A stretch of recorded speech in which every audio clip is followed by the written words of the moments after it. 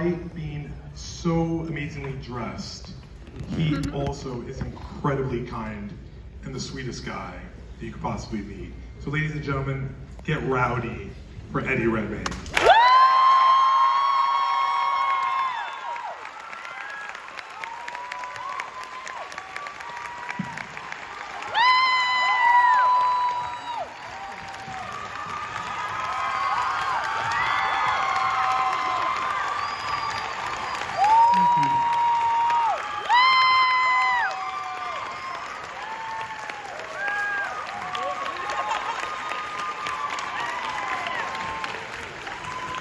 Do it for Eddie, not for me. It's for Eddie.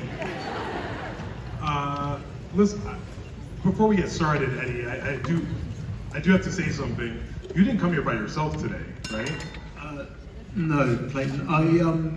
I would love to introduce you guys to an amazing woman, the subject of this story, the real good nurse, Amy Loughren. Oh my God!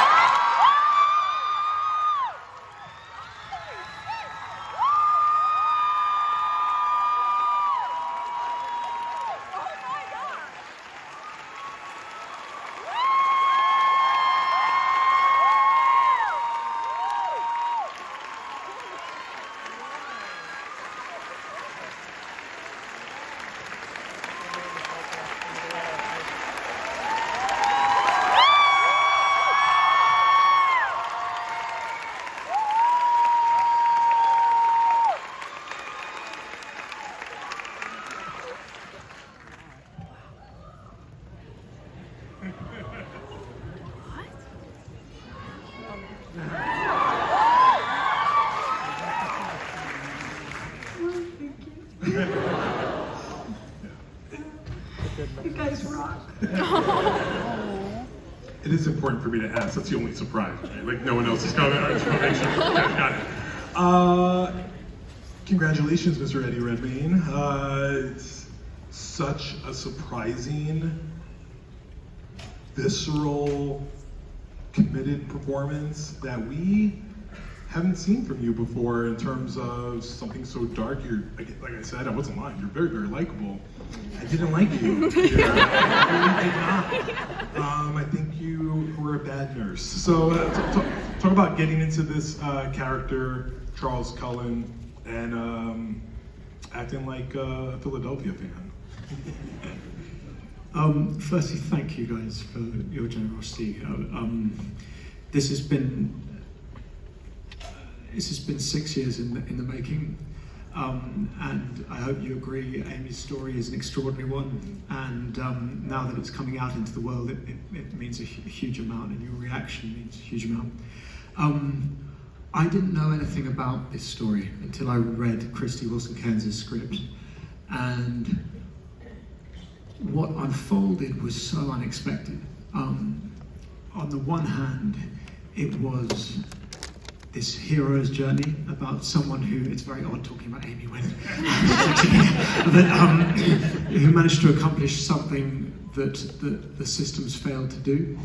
But also it was about humanity, and it was about so much we see, or so often we see violence being confronted with violence, and in this story, or in reality, Amy managed to stop these horrific things through humanity and through compassion, and I thought that was an extraordinary story and one really worth telling. Amy, I have to apologize because Eddie has an excuse because he was on another continent when this was happening, and when the story was, I lived in New York and New Jersey, no idea that this story had happened, and you were a hero in the way, not all heroes wear capes, we hear that a lot, like they wear scrubs, and it was really amazing to see the story finally come to the forefront. Is it strange to see the story unfold the way it does on screen versus what happens in real life? So many people said that they had never heard of this story, and one of the reasons is they always painted him as a mercy killer. Charles Cullen was not a mercy killer. And I think that the victims have been very sterilized into not being victims because we believe that victims of serial killers need to be brutalized, and there has to be outward violence for us to think about them as victims. So I think for me, the most important thing about this film is to give the soul back to those victims. There were hundreds of them. Yes, it's bizarre to see it on film.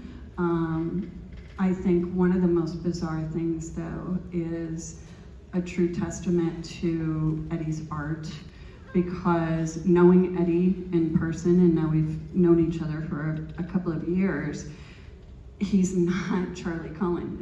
He's not the murderer, he's not Charlie Cullen. Yeah, exactly. But the way, his kindness, but also he can command a room just with his presence. And that was not Charlie Cullen. So to watch him become this person, I have only been able to watch this movie once because it is my friend Charlie up there on the screen. It's not Eddie. And it's just amazing to watch. It's amazing. Eddie, I'm not asthmatic, but when I say the gasp, I couldn't breathe in the scene in which she comes home and you're in the house. And you guys felt that, right? Yeah. Like, I can't talk. That has to do a lot with the direction of Tobias and just the way you express things without even saying words. Like, just seeing your face in the scene is terrifying. Can you talk about not in a bad way. Can you talk about just how the direction and the writing really helped you tap into those key moments? Never has the word terrifying been so complimentary. The interesting thing about the making of this film, Tobias Lindholm, our director, is an exceptional man, and working with Christy Wilson-Cairns, anything in this script that leaned towards genre or moments that were there for thrill were filleted back to the extent that he has an extraordinary moral core, and if you haven't seen his Danish movies, they're extraordinary films, and he wanted to get rid of anything that pushed towards genre. An example of that is there was one scene originally in the script in which Amy is collecting the printouts of all the information, collecting the evidence, and it was a scene where I then arrived, and she, or Jessica playing Amy, had to sort of cover it up. We were shooting one night, a night scene, and we were doing this scene, and we did one take of it, and Tobias walked up to Jessica and I, and he said, go home. And I could see the producer go, what? And even Jessica went, why? Because no, this is the only moment so far that hasn't rung true, because it's not true. This is us falling into this untruthful place, trying to play a shock when it undermines Amy's intelligence, and it didn't happen, so go home. And even Jessica and I were both like, maybe just shoot it, you might need it in the edit, but his authority over that was extraordinary, and it's a testament also to Christie's writing. So that scene, when I first met Amy via Zoom at the end of the pandemic, she talked at length about Charlie's kindness, about the fact that he saved her life, about this sort of self-deprecating humour, but that their friendship was very, very real, and she really underlined that to Jess and I. And that was when the whole thing shifted, because this was a film about a friendship in some ways. And actually that scene was so beautifully written that his intentions in that scene are totally true. It's the way it's filmed that, that there's a level of narcissism in him. There's a moment when Amy goes, you're such a, sorry, Jessica, as Amy goes, you're such a, you've been so great to me, and all these sorts of things. And he's sort of going, yeah. Which I thought was kind of interesting, because I believe that Charlie did have that narcissistic element that really exposed itself later when he reveals this other side of him. but the interesting thing about that scene, it was all in the writing and the shooting. Amazing. Amy, I have to talk with you about having conversations with Jessica Chastain and telling her about yourself and giving her the tools needed to accurately capture yourself. And then with that, Eddie, did you reach out to Charlie at all? And was there any conversations or anything like that? So Amy, please. Jessica and I did meet at first via Zoom. One of the most important things I wanted to be clear about is that the me from 20 years ago is not the me of now. And Jessica captures the me from 20 years ago, albeit a much gentler me. I definitely had more of a chip on my shoulder. I was much more reactionary than she is, although the way that she plays it, I think that she took the wisdom that I have now and added it to the character of who I was 20 years ago. But watching her play me allowed me to then forgive myself for not seeing the signs sooner. And I couldn't do that for myself. I needed that moment of watching her and disassociating myself. And I did show up. I did make sure that I was a good nurse. I was a good mom. And I could give myself that pride that I hadn't felt before. I really judged the me from 20 years ago. So yeah, it was really, Jessica Chastain, I mean, my God. Oh my God, I had to like fan myself. And she literally looks like a fairy princess in real life. Like the first time I met her in real life, I was like, oh my, like I thought she was gonna sprout wings any moment. And she is that nice too. She really is that nice. Mm-hmm. Eddie, preparation? There was never an option to meet Charlie. Charlie's in prison and will remain there till 2024, I think, or 23, something or other. It's many life sentences. But also, interestingly, hearing you say that, Amy, the Charlie that you can see, and there's a 60 Minutes interview with him that's on YouTube, and he's a very different man now. And I mean, I looked at Amy about that, but certainly the person you described to me and felt very, very different. And actually, this film is based on a book called The Good Nurse, the last third of which is Amy's story, and the other 2/3 are really quite an intricate biography of Charlie's life and the hospitals that he was at before. And that was an amazing resource because it was psychiatric reports, it was details about his family. It was kind of an actor's dream, really, to have that. And so that was the initial inroad. And then talking to Amy, it was because this film is from Amy's point of view, as well as looking at all the footage of Charlie from the time. Some of those scenes, like the interrogation scene, most of that text is verbatim, and even some of the scene, the diner scene, there are moments that Christy, our writer, has taken from the recordings. So that's kind of how I approached it. One of the things that the film does so brilliantly, it's a horror movie, but not in the way that you expected. It's not horror because a guy is killing people. It's a horror movie because I think it really puts a very scary, accurate depiction of the healthcare system and insurance and our right to healthcare that we don't have yet. And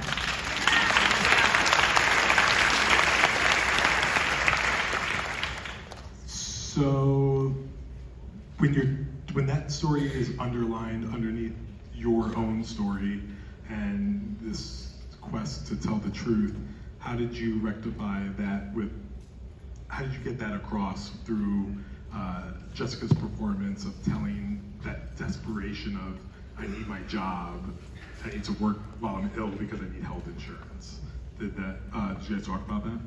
I mean, that was the core of the script, but that was just Amy's reality, you know, and that's there was nothing sort of added to that. You know, I come from the UK. We're lucky enough to have the National Health Service, which has its own problems, but some of these things, when I read the script, I just couldn't believe. Like, it was sort of impossible for me to wrap my head around.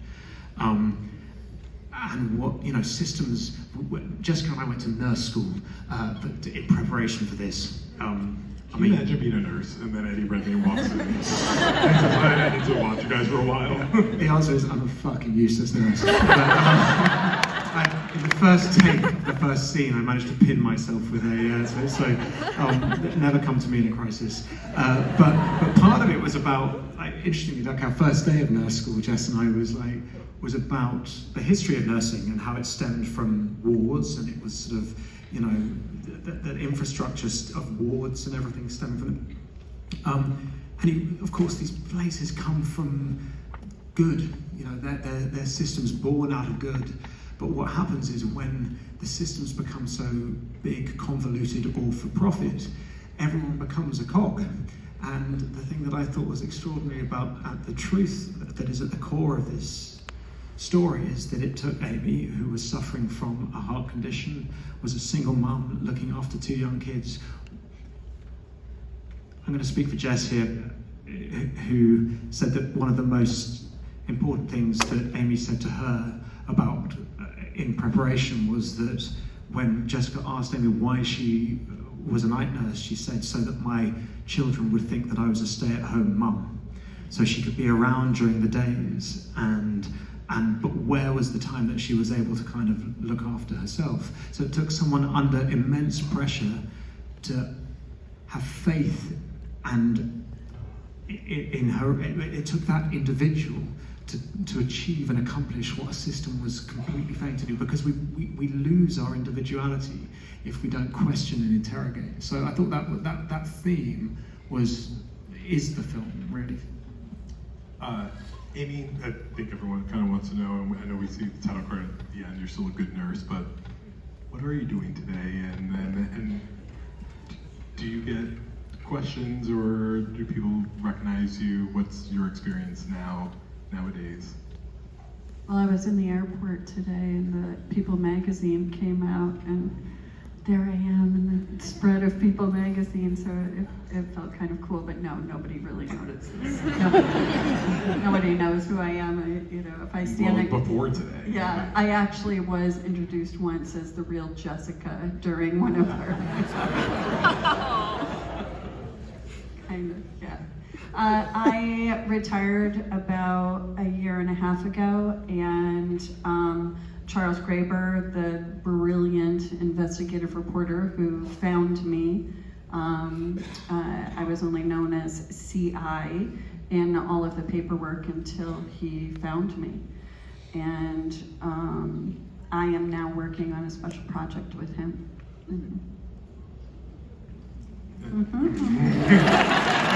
I'm desperate to know what that is. No. Okay. You'll let us know about that, right? You'll all know, I Okay. promise. Eddie, the last big question is, we are in a room full of SCAD students. You can make some noise if you're a SCAD student.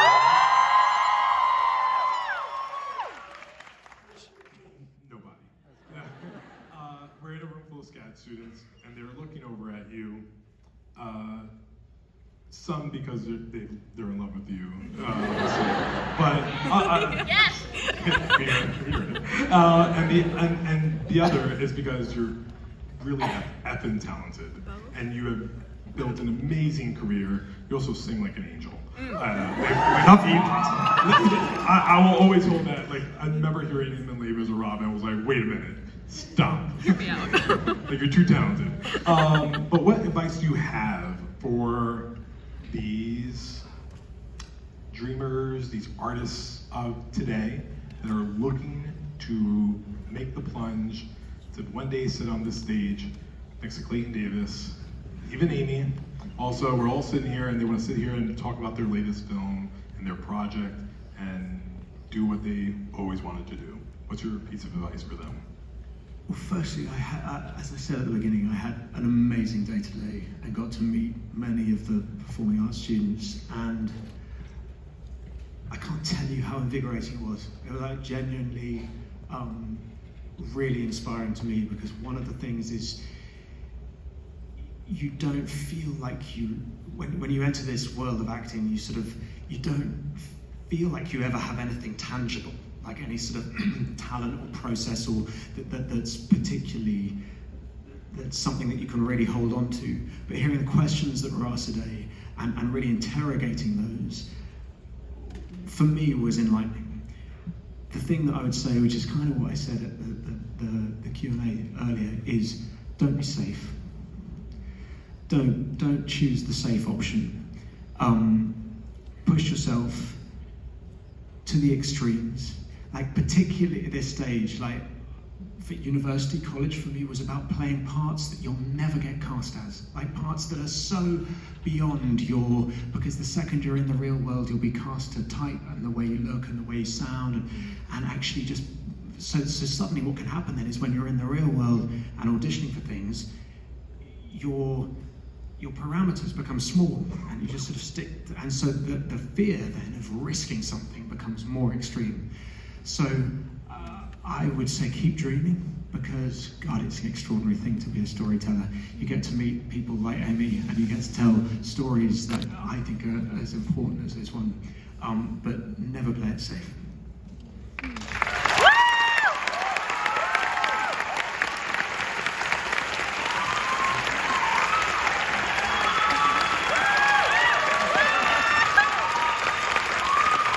All right, I know. Amy, I would want to apologize to President Wallace, because I think they're going to have to add a nursing program now, because they just all felt they're going to feel really invigorated to get into this. But thank you for hanging out with me today. Ladies and gentlemen, we're going to do two separate claps, because they were very different claps. Clap for Eddie Redmayne one more time.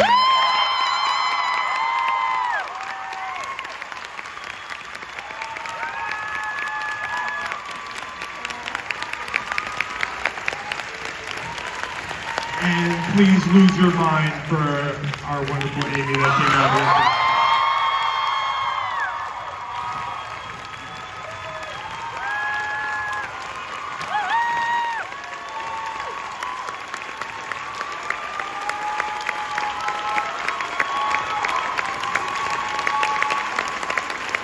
Thank you to SCAD, thank you to President Wallace. Enjoy the rest of the festival, and go tell your friends to see The Good Nurse.